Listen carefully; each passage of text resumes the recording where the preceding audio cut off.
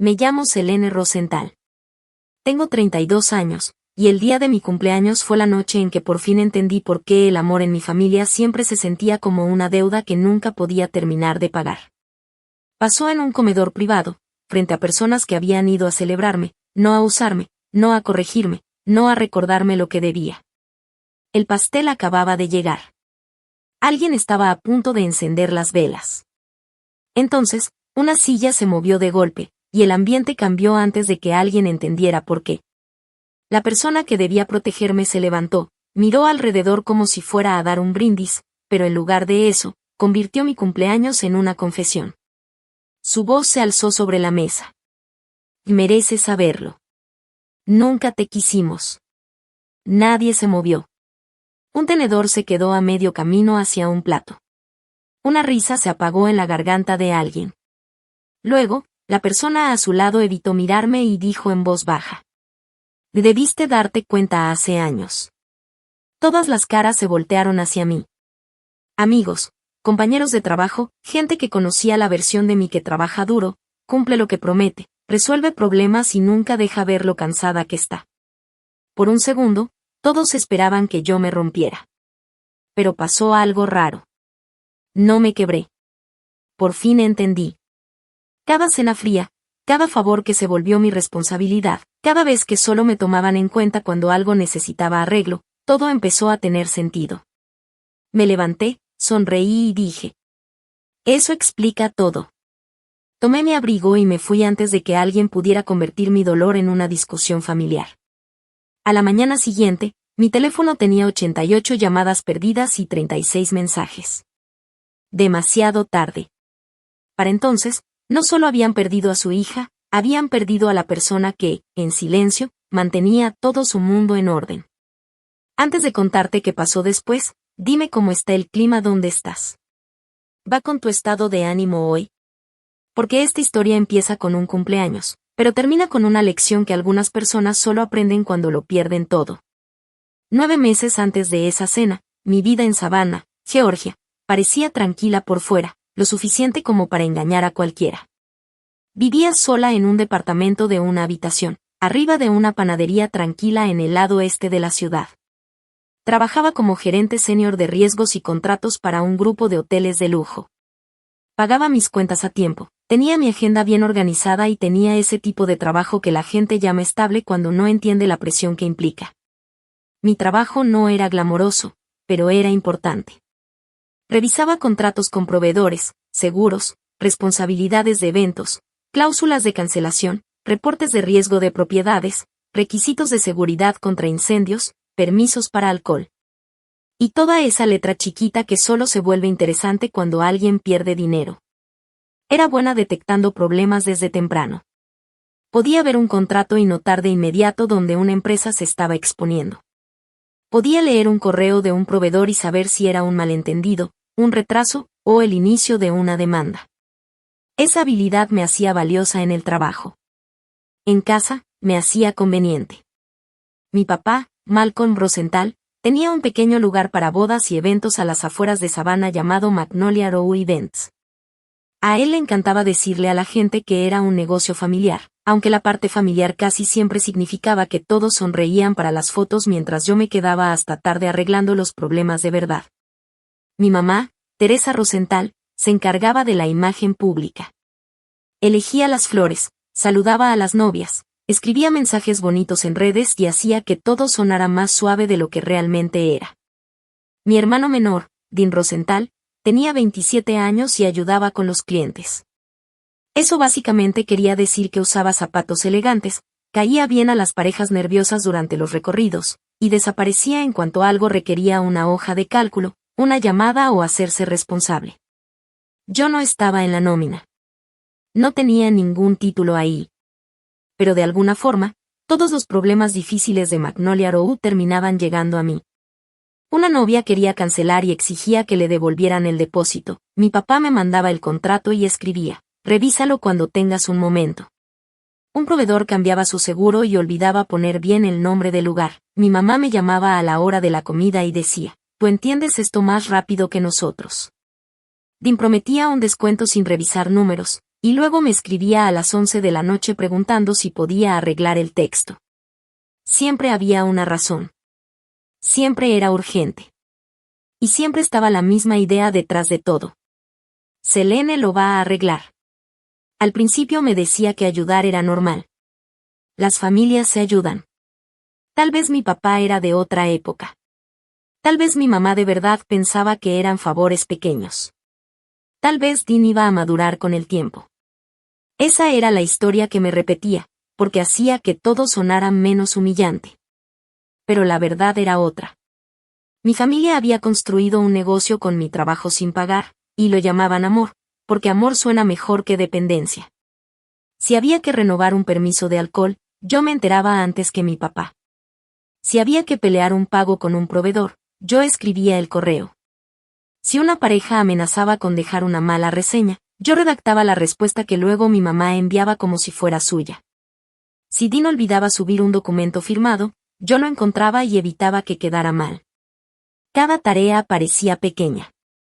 10 minutos aquí, 15 allá, una llamada antes del trabajo, un correo después de cenar, una tarde de fin de semana porque tu papá tiene mucho encima.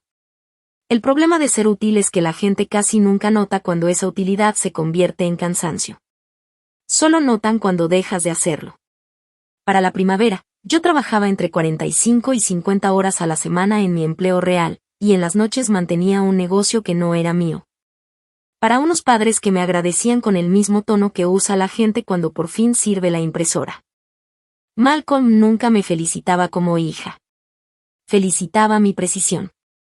Teresa nunca me preguntaba si estaba cansada. Me decía que era una bendición. Dean nunca se disculpaba por hacer desastres. Solo se veía aliviado cuando yo los arreglaba. Yo pensaba que estaba manteniendo la paz. Pensaba que estaba siendo madura.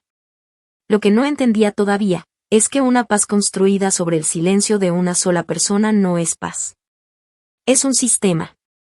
Y yo era el sistema que los mantenía de pie. El patrón se veía más claro en las cenas de los domingos, porque ahí mis papás se sentían más cómodos actuando como familia, en espacios donde yo ya había hecho todo el trabajo invisible. Su casa estaba a 20 minutos de Magnolia Row. Era una casa de ladrillo claro, con jardín bien cuidado y un porche bonito. Mi mamá decoraba según la temporada, como si el buen gusto pudiera tapar los malos hábitos. Cada domingo yo llegaba con algo en el asiento del copiloto. A veces era una carpeta con contratos.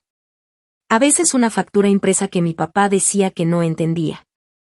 Y a veces no llevaba nada, lo que solo significaba que ya había hecho el trabajo por correo. La cena siempre seguía el mismo ritmo. Malcolm se sentaba en la cabecera y hablaba como si estuviera dando órdenes a gente afortunada de escucharlo. Teresa suavizaba todo lo que él decía antes de que alguien pudiera señalarlo. Dean llegaba tarde tan seguido que ya nadie esperaba más de él. Y yo llegaba puntual, porque la responsabilidad se había convertido en el único idioma que mi familia entendía de mí. Un domingo de abril, mi papá empezó a presumir una boda grande que había conseguido para otoño. Dijo que la familia de la novia tenía contactos, que la lista de invitados era impresionante y que ese evento podía abrir muchas puertas para Magnolia Row. Lo que no dijo, es que 2 noches antes yo había reescrito el contrato del lugar, porque Dean había enviado una versión vieja con errores, fechas mal, cláusulas incompletas, cosas importantes faltando. Yo encontré el problema, lo arreglé y le mandé a mi papá notas por correo, que nunca respondió. En la mesa, levantó su copa y dijo: algunas personas nacen para liderar negocios. Mi mamá le sonrió como si él hubiera construido todo solo. Dean asintió mientras veía su celular. Luego mi papá me miró y agregó: Selene siempre ha sido buena con el papeleo. Eso dolió más que un insulto, porque casi era un cumplido, pero no del todo. Reducía todas mis noches sin dormir, todos los contratos salvados, todo lo que yo arreglaba en silencio, a una habilidad útil para él. Mi mamá notó mi cara y me tocó la muñeca. Amor, quiere decir que eres confiable. Pero confiable ya empezaba a sonar como atrapada. Unas semanas después, Dean arruinó el calendario de un proveedor para un evento corporativo. Confirmó la compañía de carpas para el fin de semana equivocado, y se dio cuenta hasta que el cliente llamó. En lugar de arreglarlo, me escribió: ¿puedes hablar tú con ellos? Tú suenas más profesional. Y lo hice. Negocié un cambio parcial de pago, encontré otro proveedor, reescribí el correo al cliente, y protegí a Dean de las consecuencias que él mismo había causado. En la siguiente cena familiar, él contó la historia como si fuera algo gracioso. Malcolm se rió y dijo: «Qué bueno que tu hermana es obsesiva». Todos sonrieron.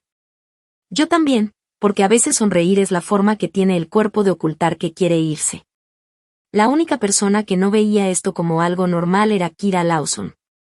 Kira era mi mejor amiga desde mi primer año en la empresa de hoteles. Trabajaba en relaciones laborales, investigando problemas en el trabajo que casi siempre empezaban con alguien diciendo: «Y no es para tanto». Hasta que alguien hacía las preguntas correctas. Cuando le conté a Kira sobre mi familia, nunca los llamó monstruos. Dijo algo peor, que eran consistentes. Un viernes en la noche, llegó a mi depa con comida tailandesa mientras yo le enseñaba el último mensaje de Dean. Necesitaba que revisara un problema de reembolso porque la mamá de una novia estaba amenazando con publicar quejas en internet. Le dije que lo vería después de cenar. Kira me miró y me dijo: «Selene, ser útil para ellos no es lo mismo que ser amada por ellos». Me reí, porque quería que sonara dramático, pero no lo era. Era verdad. Le dije que dependían de mí porque soy buena en eso. Y ella me preguntó: ¿saben quién eres cuando no necesitan que arregles algo? No respondí, no lo hice lo suficientemente rápido. Unos días después, descubrí que Malcolm reenviaba correos de proveedores con una frase que decía: «Selene confirmará», como si yo trabajara para él. Hasta un proveedor me escribió llamándome gerente de contratos de Magnolia Row.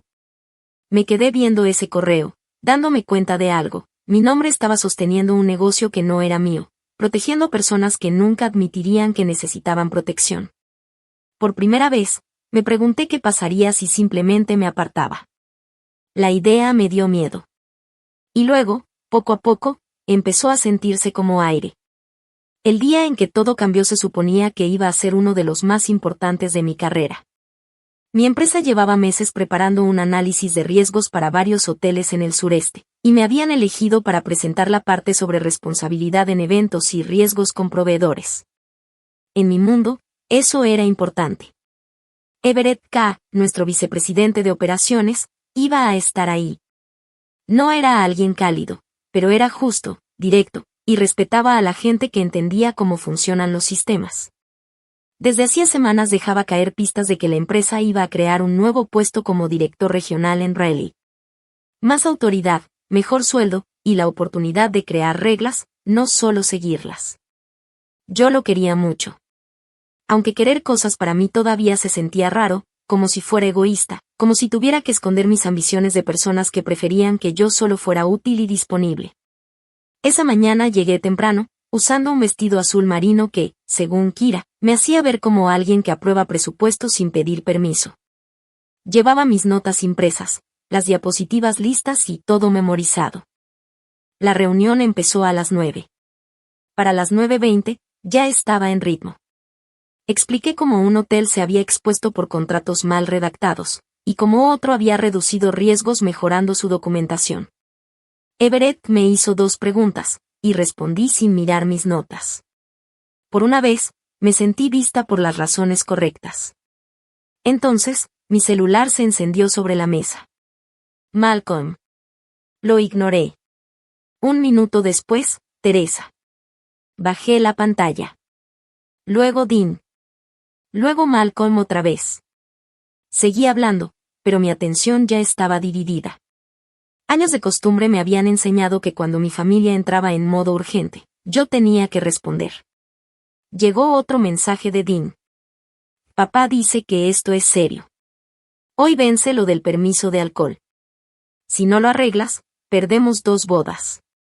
Sentí ese viejo gancho dentro de mí, atrapándome otra vez.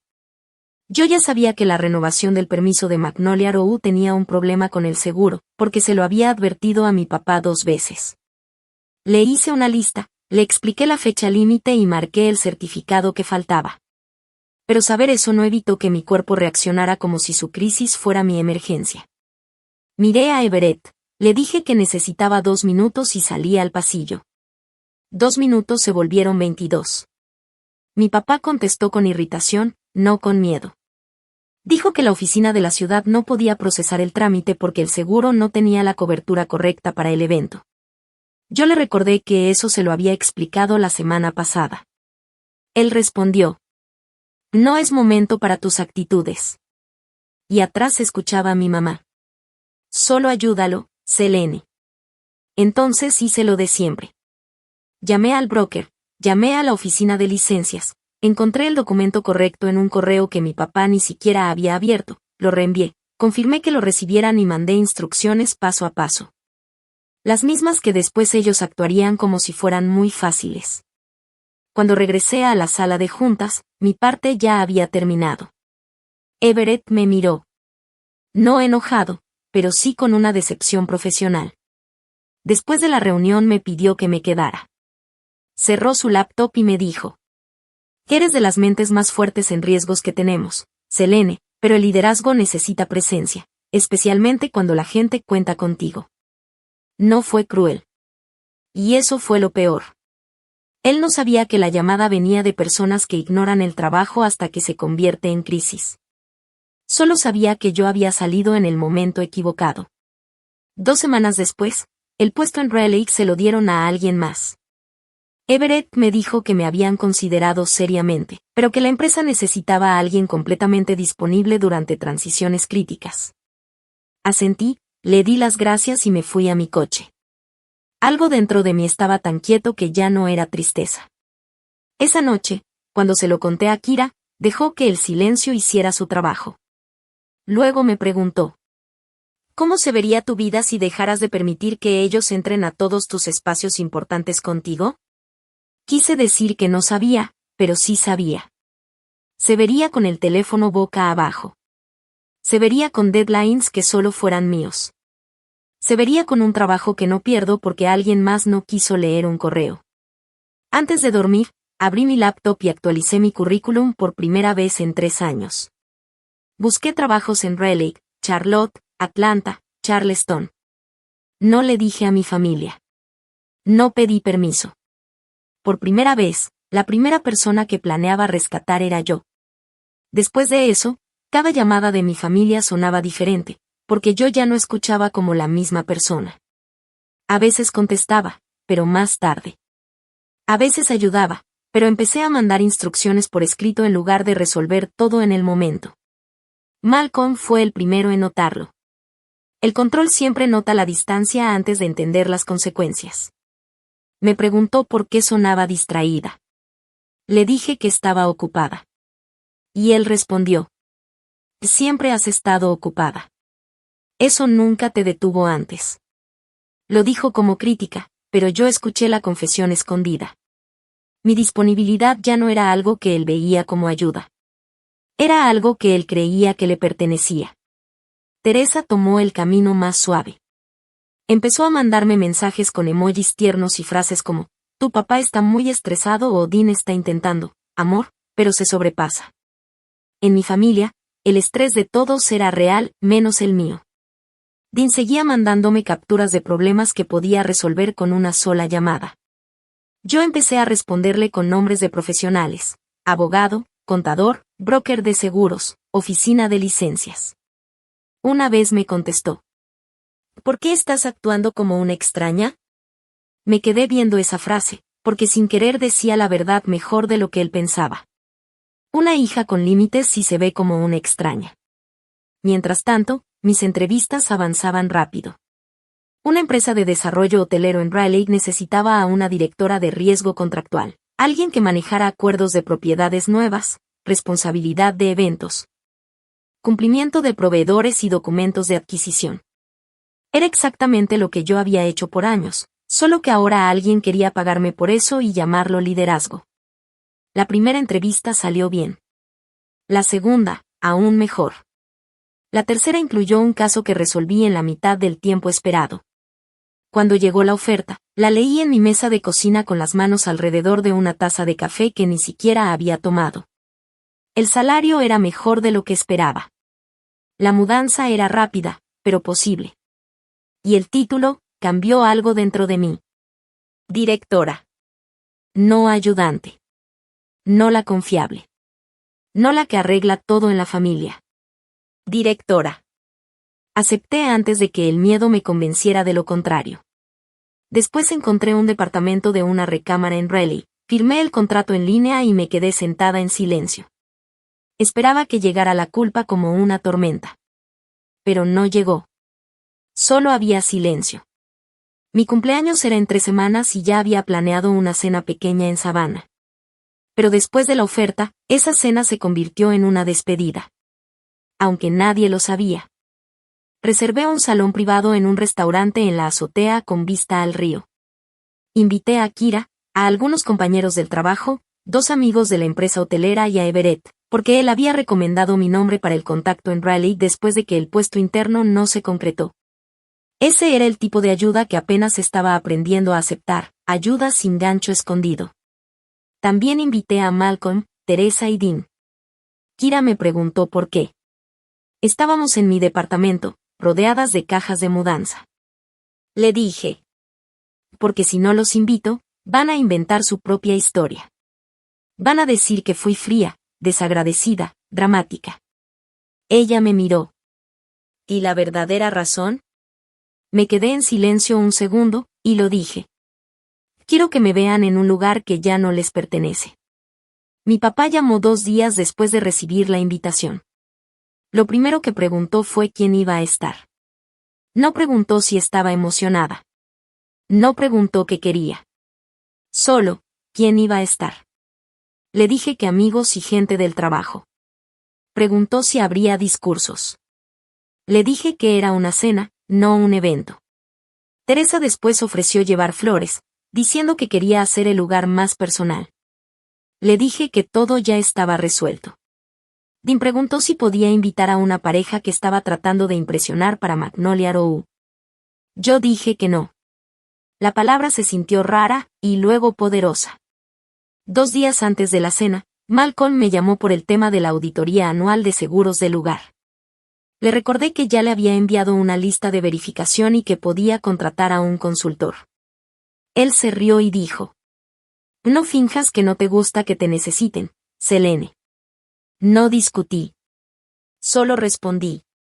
Nos vemos en la cena. Y colgué. Mis manos estaban firmes. En ese momento lo supe, fuera lo que fuera a pasar, yo estaba más cerca de irme, de lo que él estaba de controlarme. La noche de mi cumpleaños llegué temprano al restaurante, como siempre lo había hecho toda mi vida, llegando antes para que los demás pudieran relajarse. Pero esta vez no estaba ahí para arreglar el error de nadie. Estaba ahí porque el lugar era mío. El salón privado tenía ventanas grandes con vista al río, luces cálidas sobre una mesa larga y un pastel pequeño en una mesa lateral con velas claras a un lado. El menú impreso tenía mi nombre arriba, Selene Rosenthal. Por un momento me quedé sola viendo ese nombre, como si perteneciera a alguien que por fin estaba conociendo bien. La gente empezó a llegar unos minutos después. Kira fue la primera. Me abrazó sin decir nada demasiado emocional, porque sabía que si lo hacía, yo iba a llorar. 2 compañeros de trabajo llegaron con una tarjeta. Everett entró con su calma de siempre y me dio una bolsita con un regalo, una pluma elegante. Para que firmes mejores contratos que los que te quieren imponer, me dijo. Me reí, y por primera vez se sintió fácil. El salón se fue llenando de personas que me conocían como algo más que la que arregla todo. Me preguntaban de mis planes sin querer controlarlos. Recordaban cosas que yo había dicho una sola vez. Escuchaban cuando hablaba. Y aunque no debería haber sido algo tan especial, lo era. Malcolm, Teresa y Dean llegaron al final. Mi mamá entró primero, muy arreglada, mirando el lugar con una sonrisa educada que no le llegaba a los ojos. Mi papá detrás, observando todo como si estuviera evaluando si el evento lo hacía ver bien a él. Dean detrás de ellos, ya viendo el celular. Los llevé a saludar a todos cerca de la entrada. Malcolm saludó demasiado fuerte y le preguntó a Everett qué hacía exactamente en la empresa. Teresa elogió el lugar, y luego dijo que ella habría elegido centros de mesa más bajos. Dean preguntó dónde estaba el bar. La primera hora, se portaron bien, lo suficiente como para hacerme dudar si yo había exagerado todo lo malo. La cena siguió tranquila. La gente reía. Kira contó la historia de cuando corregí una cláusula de contrato durante un simulacro de incendio, porque me negué a dejar una mala redacción sin arreglar. Everett dio un brindis corto sobre lo raro que es encontrar a alguien que proteja a una empresa del caos sin convertirse en caos ella misma. Sentí la garganta cerrarse, porque era verdad. A mi papá no le gustaban los elogios cuando no eran para él. Lo vi en su cara lentamente. Su mandíbula se tensó. Su sonrisa se apagó. Miró alrededor de la mesa, y se dio cuenta de algo que no había autorizado nunca. Que la gente me respetaba a mí. Teresa intentó hacer pequeño el momento contando una historia de mi infancia, que yo siempre había sido muy seria, que nunca sabía relajarme, que prefería las reglas antes que a las personas. Lo dijo con voz dulce, pero el mensaje era el mismo de siempre: reduzcan a Selene. Dean bromeó diciendo que yo básicamente había nacido con 40 años, y algunos se rieron con esa risa educada que no celebra, solo termina la broma. Luego mi papá se quedó en silencio. Yo conocía ese silencio. No era paz. Era cálculo. Cuando llegó el pastel, el ambiente cambió otra vez. Alguien cantó mal. Kira se rió demasiado fuerte. Yo soplé las velas y por un segundo, casi me sentí libre. Entonces Malcolm me empujó su silla hacia atrás. El sonido cortó la mesa. Se levantó sin que nadie lo invitara. Levantó su vaso y miró alrededor como si fuera a corregir lo que todos estaban entendiendo mal. He escuchado esta noche, dijo, como describen a Selene como generosa, brillante, leal, irreemplazable. Hizo una pausa en la última palabra como si le molestara. Pero ya que aquí todos parecen interesados en la honestidad, quizá ella también la merece. Sentí el cuerpo frío antes de que terminara. Teresa bajó la mirada. Dean dejó de ver el celular. Mi papá me miró. Mereces saberlo, dijo. Nunca te quisimos. El salón se quedó en silencio. Y siguió, porque la crueldad se vuelve más fácil después de la primera frase. Dijo que yo siempre había sido difícil de querer, demasiado transaccional, como si todo fuera intercambio. Que me comportaba como superior porque era buena con los detalles. Que había confundido ser útil con ser importante. Luego Teresa, sin mirarme, dijo suave. Debiste darte cuenta hace años. Y eso fue peor que un grito. La suavidad significaba que ella lo había elegido. Todas las caras se voltearon hacia mí. Mi papá esperaba que me quebrara. Mi mamá esperaba vergüenza. Dean esperaba que yo absorbiera el golpe y luego arreglara la incomodidad del cuarto. Pero yo ya no estaba ahí para ellos de la misma forma. Puse la servilleta sobre la mesa, me levanté y los miré a los dos. Mi voz no tembló. Eso explica todo. Tomé mi abrigo y caminé hacia la salida. Kira se levantó, pero no me detuvo. Sabía que no era un momento para rescatarme. Era un momento para elegirme. Afuera, el aire de sabana estaba caliente y pesado. Esperaba sentirme destruida. Pero lo que sentí fue un alivio terrible, el de alguien que ya no tiene que resolver un misterio. No habían arruinado mi cumpleaños.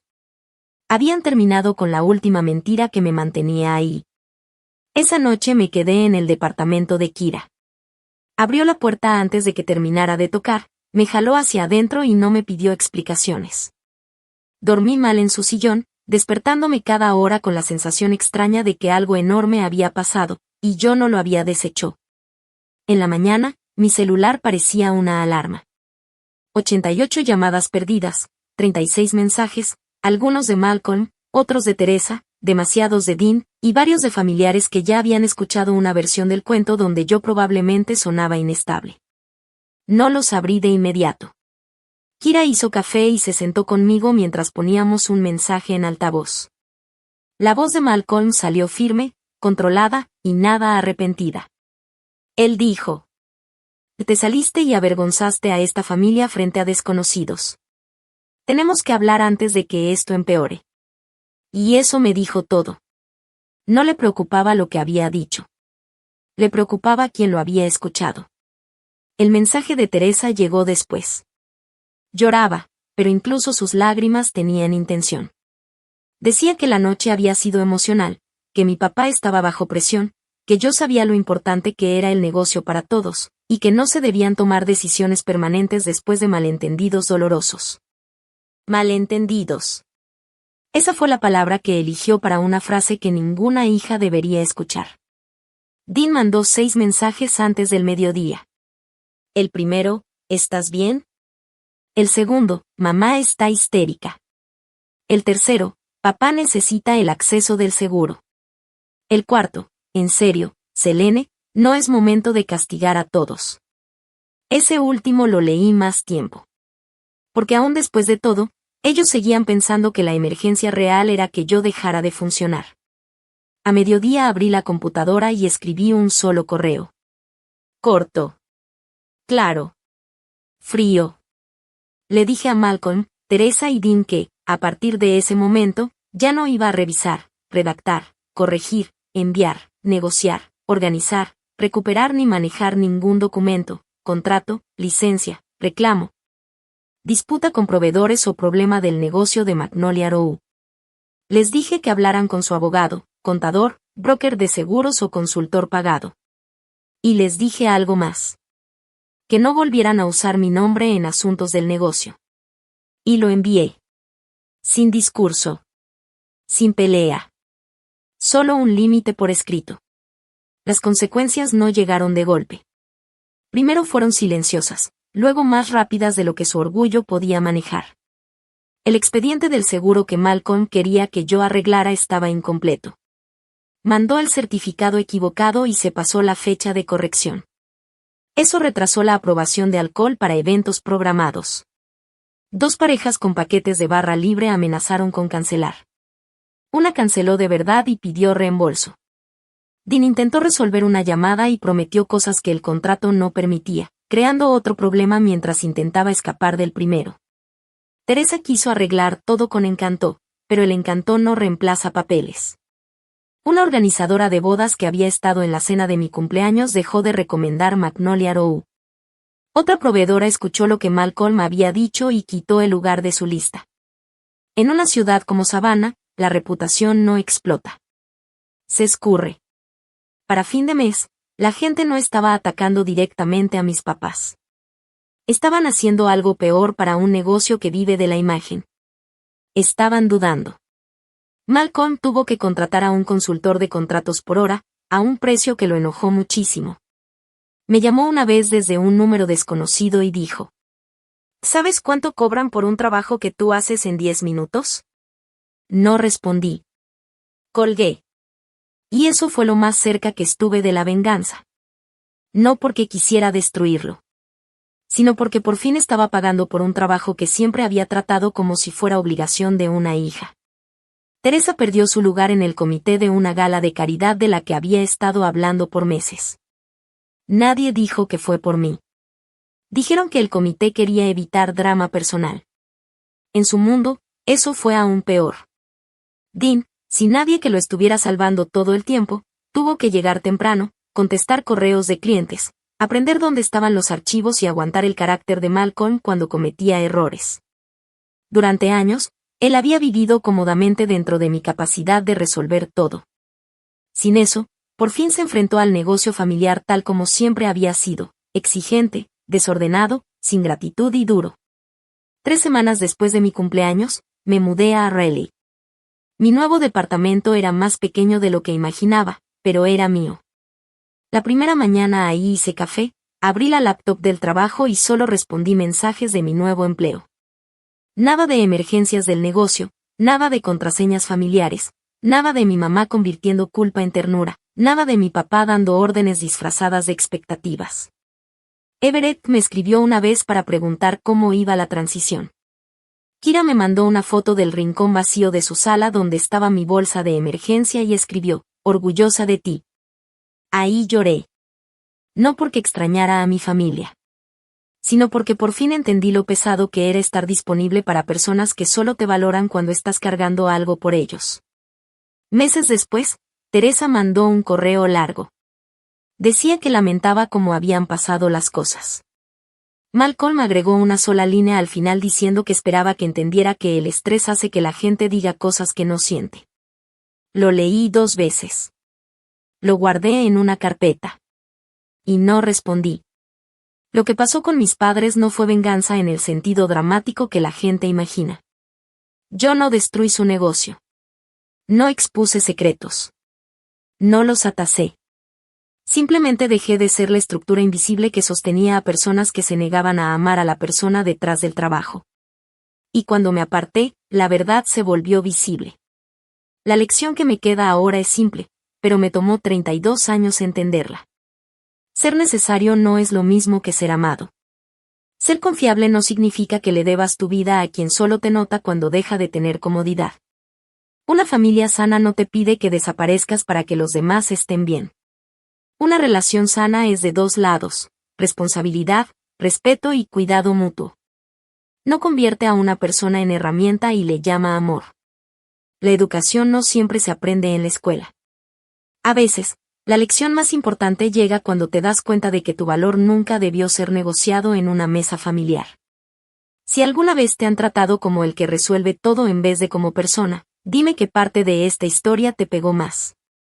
Y si un día despertaras con 88 llamadas perdidas de personas que te rompieron el corazón en público, ¿contestarías o dejarías que el silencio fuera tu último límite? Mi equipo y yo ponemos esfuerzo en cada guión para que cada historia se sienta emocional, entretenida y significativa. Este video es completamente ficticio y hecho solo para educación, reflexión y narrativa. Y ojalá esto te recuerde algo importante: nadie tiene derecho a seguir lastimándote solo porque es familia.